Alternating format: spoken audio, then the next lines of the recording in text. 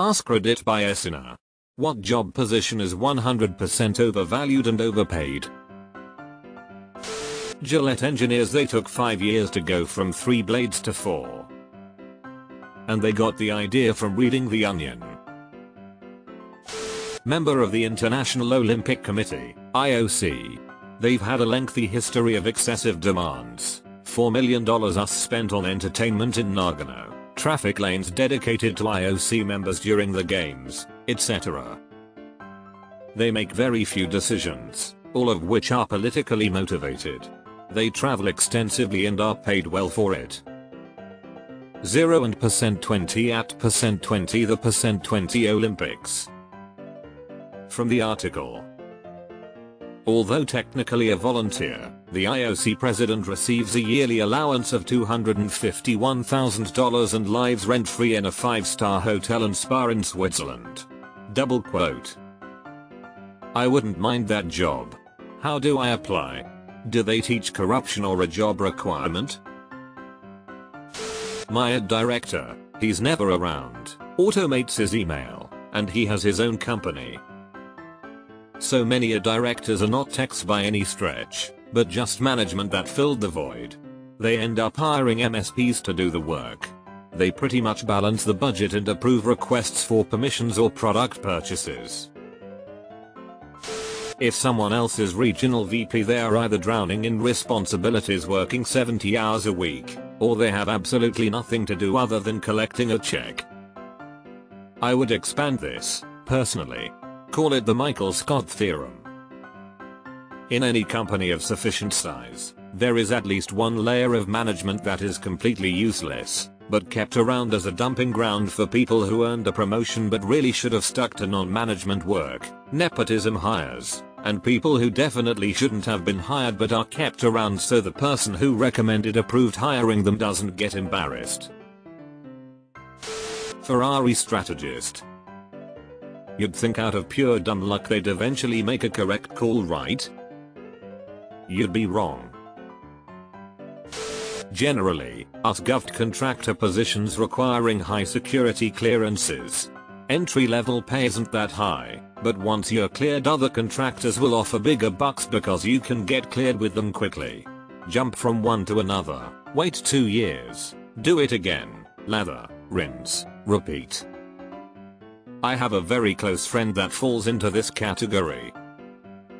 He literally sits at a desk overlooking a beautiful lake and once a month drives 60 miles to visually inspect a dam.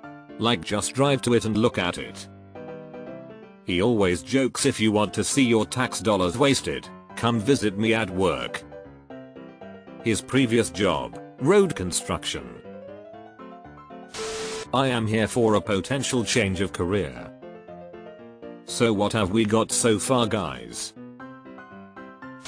My mum, from whom I am estranged, works as the vice president of reward at an international company. She basically arranges contracts so millionaires can get more money and gets paid £189,000 a year for it. Even she thinks it's ridiculous. Gosh, even the title of that job, vice president of reward, sounds made up. Like something you give an EPO baby to keep them busy. President of FIFA. Today. I feel gay.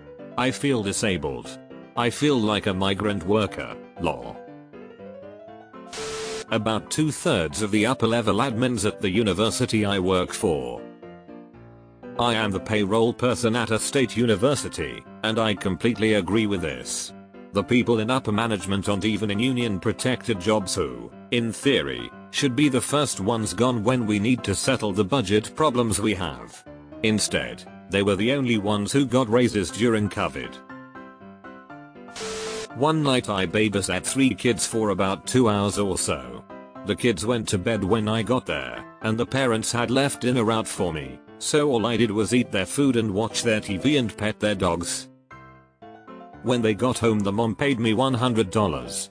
I told her that was way too much. She slurred, "Don't worry about it, I'm drunk," and then I noticed her fly was down. So that was the most overpaid job ever, lol.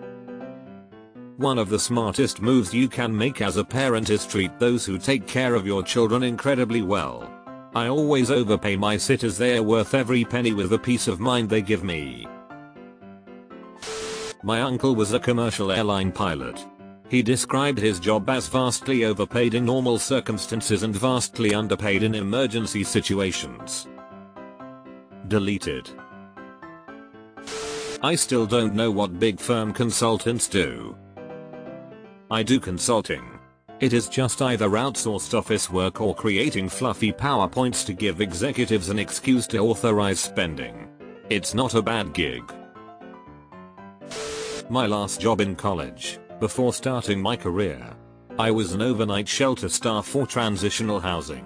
Since these clients were basically back up on their feet by the time they arrived, they were pretty self-sufficient.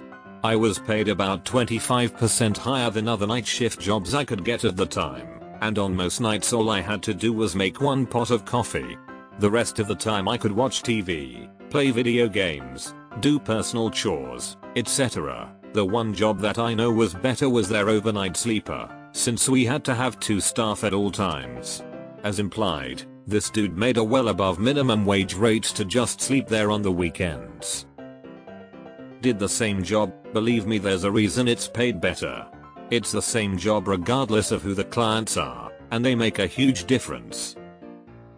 I worked a young person's hostel similar to yours, all very low need for the most part. It was a beautifully chill gig. But most of my time was spent in high risk high need, and 80% of the time it was also pretty chill, but that other 20% more than made up the bullshit you lack the majority of the time.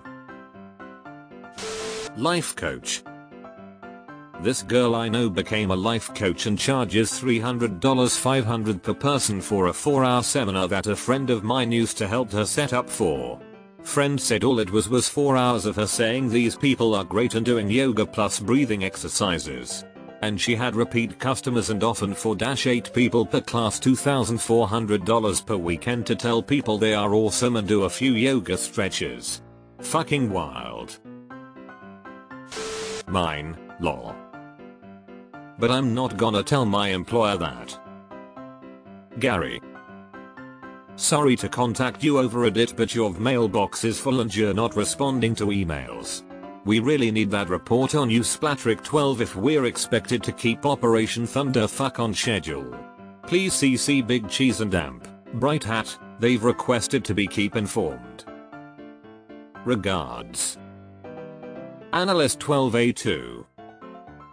Edit, disregard, this was supposed to be a PM. Not sure how to delete on mobile over a sat phone. We paid a guy company $10,000 to come and do a motivational speech at the school, which was supposed to improve kindness among the kids at school. It didn't work. Whoever was in charge of that fuck up in Ohio. I was at a train museum with my kids one time that had this really cool kids area where kids could run model trains around, switch cars in the yard, etc. The whole time we were in there was an older guy running the trains. Nice guy, talked to the kids, but really into toy trains. We left before he did.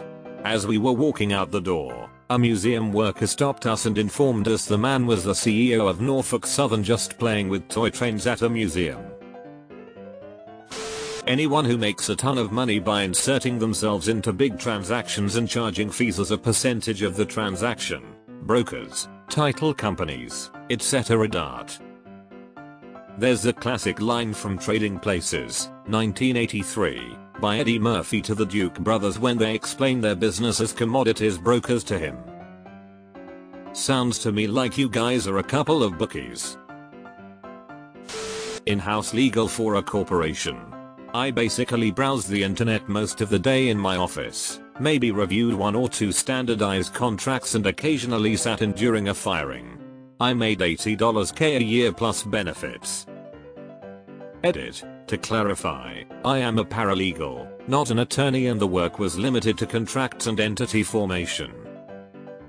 I guess it depends where you are, and maybe my expectations were just wrong. But you made significantly less than I assumed most companies' legal departments made. Mine. I am a DevOps engineer at a fintech startup. I write server configurations for $125 a year and I work about 10-20 hours a week, remotely. I keep thinking they've figured out how easy my job is and decided to fire me, and then instead they tell me I'm doing a great job and promote me. I smoked weed all through college and got a degree in philosophy, and did not go to grad school. So how did you get into that job with that education? And what does writing server configurations entail? Thanks.